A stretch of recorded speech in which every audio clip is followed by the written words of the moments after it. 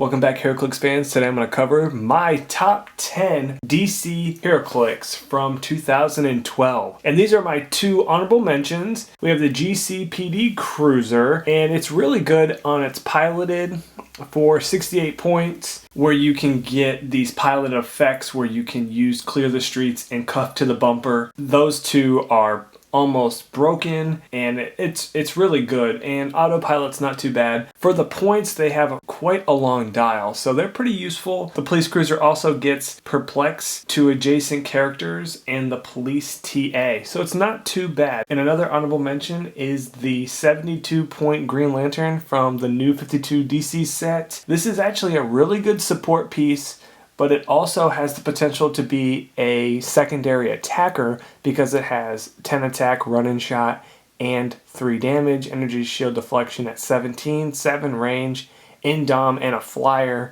That's pretty solid. But the powers he has in TK and barrier. The one downside is if he attacks a character with a yellow power showing, then he gets -1 to his attack and -1 to his damage, so it's a 9 and 2 damage. But for 72 points, he's a really good support character, and then he can also dish out some damage if he needs to. And the figure that I do not have on here is John Constantine. He is also going to be my last honorable mention, just because that figure is a game changer, and a lot of people would probably say he should be in the top 10, if not top 5.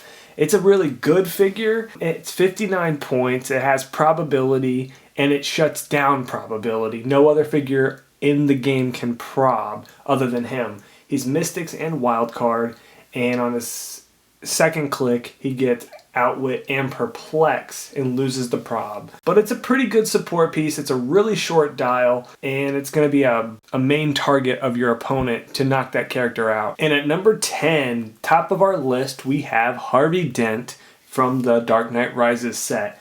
Now this figure is really good, and you're going to notice a lot of these figures in this top 10 are going to be Batman figures. If you notice, this year was the year of Batman, and there was a lot of sets. And a lot of the figures were pretty good too, and competitive. And this guy is one of them. As you see there, he has in-cap probability, 5 range, but only one target and 1 damage. He's definitely not going to be a attacker. And he has the Batman TA, so he has a built-in stealth for 60 points. He has a trait and a special defense ability, and that is where this figure really shines. Any adjacent character that starts their turn next to Harvey Dent can use willpower until the end of your turn. That is incredible. Just by keeping a figure next to Harvey Dent and you start in your turn, that character has willpower. So that means you can give so many other figures out there that do not have in-dom, willpower, or power cosmic. You can give them willpower, and they have the ability to push and not take damage. This is huge, and it only costs 60 points, and you get some prob out of it. That is really good. His special on defense, it's a power basically where when he is surrounded by opposing characters, his stats go up, like his defense goes up and his attack. So it's pretty good. Ends his dial with some outwit and flurry, but he's not going to be dishing out the massive damage. But it's a really good support piece. And at number 9, we have Alfred, 42 points. This is from the new Batman set, and he is rocking the Batman TA. And it's 42 points. We have Perplex starting out and in-dom. No range, but let's talk about what he does have on this dial. If you see, you can kind of get there that he's got a special power on his second click. This is his best click. He's got the Perplex, and now he's got the special attack power where he can have shape change and support, and obviously Perplex. And he can heal now up to 4 squares like he was adjacent. That is huge. I would say this figure and Donald Blake are 1 and 2. Now, which one you like better, that's your preference. Donald Blake has a higher attack, so he's going to heal more often, but Alfred has the potential to heal more because he's in Dom, and he's got Perplex, so he's kind of a support piece as well. So there's some give and take with the two of them, but this Alfred is really good. At number 8, we have Lieutenant Gordon. Now we're starting to find some really cheesy figures and some power combinations that just downright break the game and make it very difficult on your opponent. With this Gordon, he is 68 points. He has the PD, team ability, run and shot, willpower, leadership. Nothing super crazy, but he has a special power that we need to talk about. Get these men into position. That lets you give Lieutenant Gordon a power action, and he can move up to his full movement, which is 8. And then 2 friendly adjacent characters can be given move actions equal to Lieutenant Gordon's movement for free. And then after that, they can be given an action because the move action was free. This is deadly, helps you move across the map really quickly and get 2 characters into position to either attack or whatever you decide to do. This figure is extremely good when you pair him up with the Marquis Batman, which is number 7 on the list. Like I said, this is number 7, the Marquis Batman from The Dark Knight Rises. He is 105. He's got the Batman TA, the built-in stealth. He's got 6 range, 2 targets. He has charge with 11 attack, 17 toughness. He has 3 damage with shape change. He has Indom.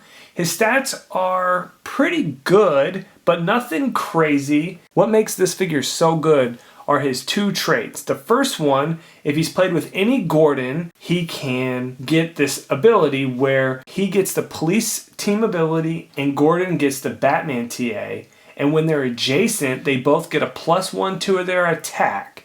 That's pretty gross, and that's why you see this figure played a lot with Lieutenant Gordon. Lieutenant Gordon gives a power action, and Lieutenant Gordon moves. And then if Batman was next to him, Batman can move for free.